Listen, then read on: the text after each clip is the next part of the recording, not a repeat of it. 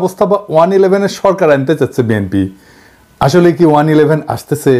আওয়ামী শিবিরে উল্লাস, গর্ত থেকে বাইর হয়ে মিলিটারি কুয়ের স্বপ্ন দেখতেছে। স্বপ্ন দেখা ভালো, ওদের ড্যাডি ওই যে সোহাদির বডিগার্ডও প্রচুর স্বপ্ন দেখতো। স্বপ্ন দেখতে দেখতে তার স্বপ্ন দোষও হইতো।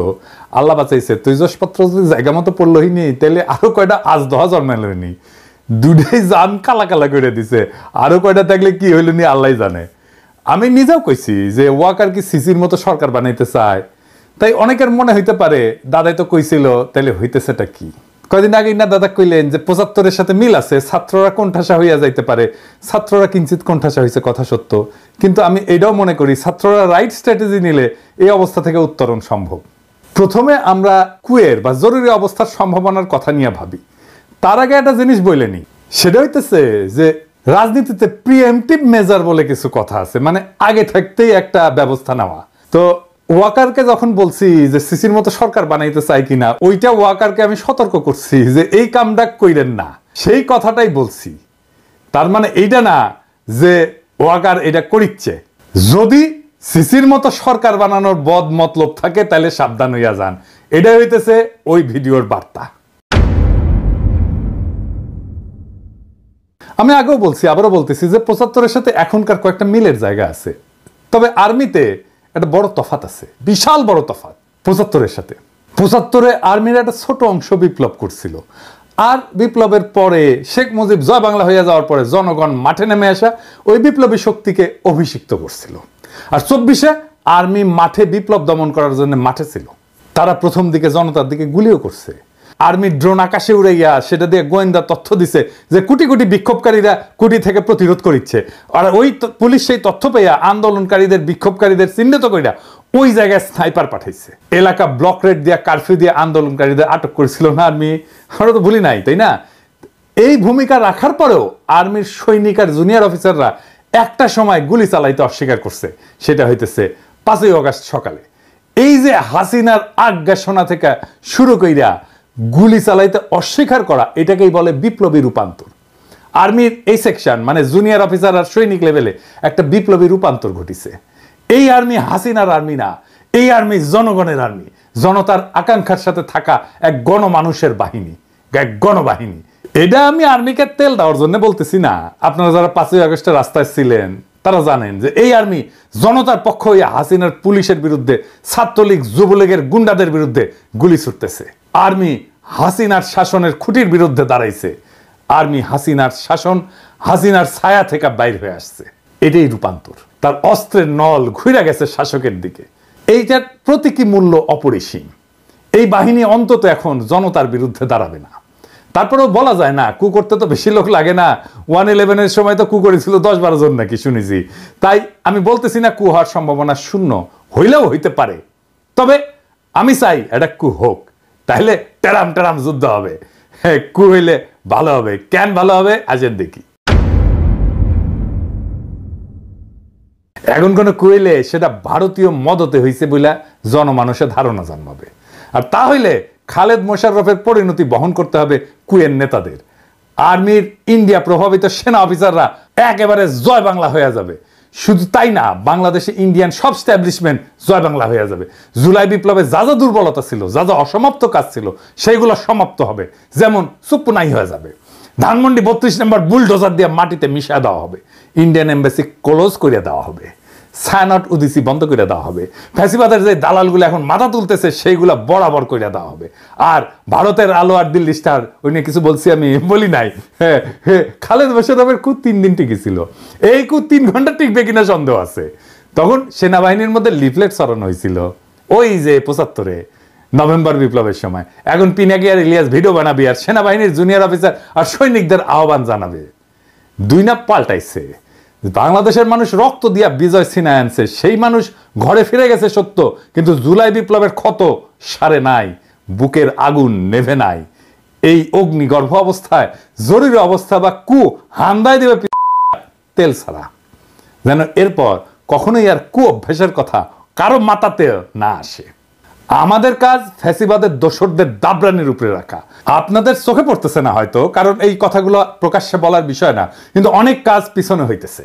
এইগুলা বেকুব কর্মীগুলো জানে না সারা দুনিয়ায় হাসিনার পরিবার আর তার পলায় যাওয়া আওয়ামী লীগারদের উপরে কি নাইমে আসতেছে এটা আওয়ামী লীগ আর আওয়ামী লীগের নেতা কর্মীরা হাসিনা কল্পনাও করতে পারতেছে না। আওয়ামী লীগের কর্মীরা যারা ফাল পেতেছে আপনাদের বলি ভালো হইয়া যান, অযথাই নিজের বিপদ ডেকে আনিচ্ছেন। আমরা দয়া কইরা, একদম দয়া কইরা, মায়া কইরা প্রাপ্যটা দেইনি, ফাল পাইরেন না। আমি প্রত্যেকটা অঞ্চলে আওয়ামী লীগের কর্মীদের গণ ক্ষমা চাওয়ার আহ্বান জানাইতেছি। পাড়ায় পাড়ায় এদের ধৈর্য তওবা করাইবেন, মসজিদে মন্দিরে সমাজের সামনে হাত জোর কইরা মাপ চাইবে, কইবে আমার ভুল হইছে, মাপ কইরা দেন, আর কখনো করব না।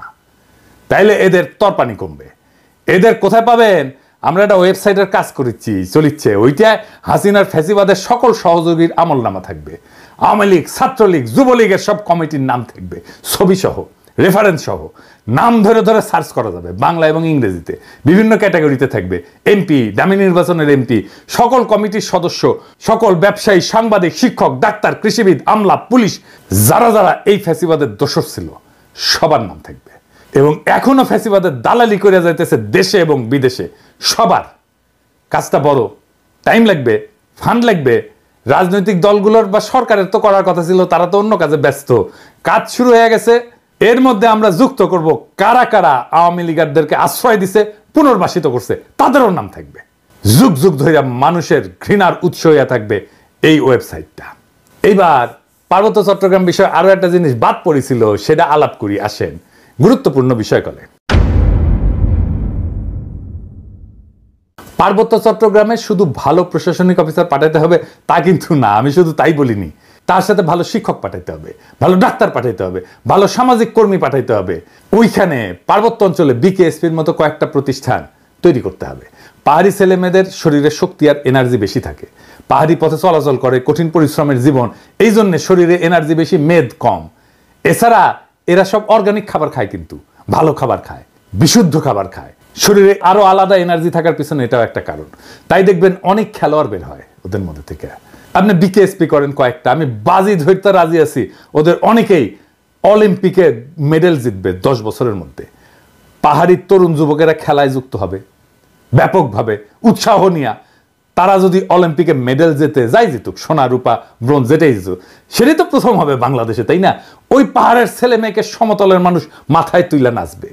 আপনার কোনো পরিশ্রম নাই, বুঝানোর দরকার নাই, সেমিনার সিম্পোজিয়াম করে মাথায় টাক ফেলায় দেওয়ার দরকার নাই। খেলাই হয়ে উঠতে পারে পাহাড়ি আর সমতলের ঐক্যের প্রতীক।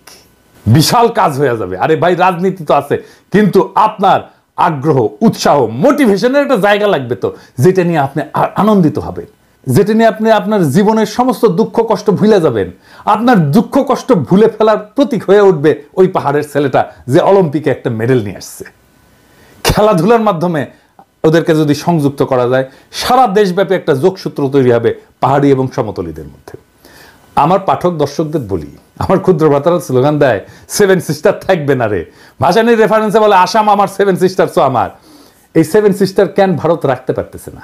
পারতেছে না কারণ এই জাতিগোষ্ঠীর সাথে ন্যায্য আচরণ করতেছে না। এই অঞ্চলে 7 সিস্টার্স, রাখাইন আর আমাদের পার্বত্য চট্টগ্রাম মিলা যে জনজাতি উত্থিত হবে, বাংলাদেশকে যদি তার নেতা হয়ে উঠতে হয়, তাহলে আমাদের পার্বত্য চট্টগ্রামের পরীক্ষায় উত্তীর্ণ হতে হবে। এইটা আমাদের টেস্ট কেস। কয়েক লাখ পাহাড়ি নাগরিকদের যদি আমরা আস্থায় নিতে না পারি, আমরা এই অঞ্চলের নেতা হব কিভাবে? কোটি কোটি মানুষের পারবো না তো। তাই আমাদের মাইন্ডসেট এমনভাবে তৈরি করতে হবে যে আমরা বাংলাদেশ পথ দেখাবো। ভারত যেই সমস্যার সমাধান করতে পারে নাই, যেই কারণে 7 সিস্টার আজকে অগ্নিগর্ভ, সেই সমস্যার সমাধান আমরা দিতে পারবো। এই আস্থা তৈরি করতে হবে, এই আস্থা তৈরি করতে পারতে হবে। এই অঞ্চলে যদি কয়েকটা নতুন রাষ্ট্র তৈরি হয়, হইতে পারে, তাহলে তাদের সাথে একটা কনফেডারেশন গড়ার উদ্যোগ নেবে বাংলাদেশ। সেই প্রস্তুতি রাখতে হবে। তো কেন কনফেডারেশন করবে? এখন যদি তারা দেখে আমাদের পার্বত্য চট্টগ্রামের কয়েক লাখ নাগরিক খুশি না বাংলাদেশের রাজনৈতিক নেতৃত্বের প্রতি, তাহলে তারা কি আমাদের সাথে কনফেডারেশনে আসবে? আসবে না তো। আবার আসেন ওই ধানমন্ডি 32 নম্বরের আলাপটা সেরে নেই। আমি কইছি যে কু হইলে ধানমন্ডি 32 নম্বর বুলডোজার দিয়ে মাটিতে মিশিয়ে দেওয়া হবে। অনেকের মনে হইতে পারে যে কু না হইলে কি থাকবে? ধানমন্ডি 32 নম্বরের সামনে ব্যারিকেড দিছে। আবার কেন দিছে কে জানে?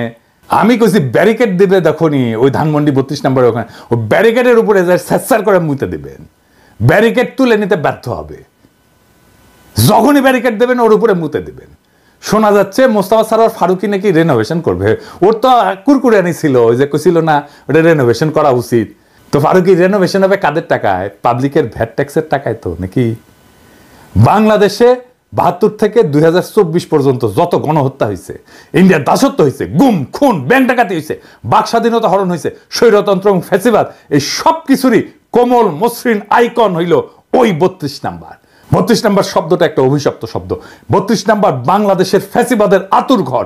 ওই ৩২ নাম্বারে প্রত্যেকটা ইটের গায়ে লেখা আছে মজলুমের হাহাকার, আমার নিখোঁজ হওয়া ভাইয়ের নাম, হাসিনা মুজিবের শাসনে বন্দুকের গুলিতে সেলাই হয়ে যাওয়া হাজার হাজার শহীদের নাম। ওই ৩২ নাম্বার রেনোভেট করার একমাত্র উপায় হইতেছে ওটারে বুলডোজার দেয়া ফ্যাটলাইয়া মাটির সাথে মিশায় দেওয়া, ওটারে চিরদিনের জন্য জয় বাংলা কইরা দেওয়া। ওই কাজ আমরা করব, একদিন করব, আজ না হোক কাল করব। ওইটা রেনোভেট যে করতে আসবে